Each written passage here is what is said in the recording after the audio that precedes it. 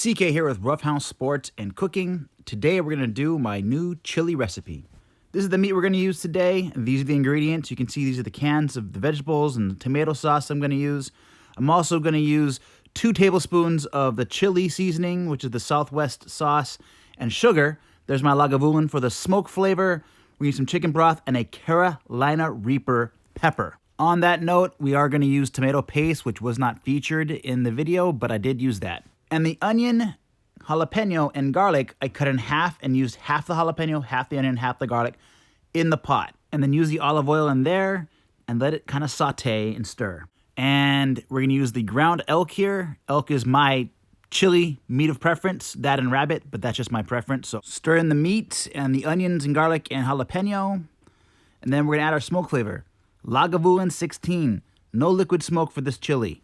Quite simply, just add a shot of Lagavulin and add a shot of the vinegar, and it should be all set. Now, that being said, Cow Camp is one of my favorite seasonings.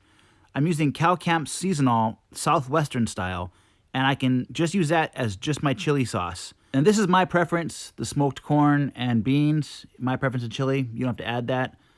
But here it is, the Carolina Reaper chili in our chili. I can testify that just one of these is enough for an entire pot of chili. And I put my chili on top of my white rice, Hawaiian style, to finish it up.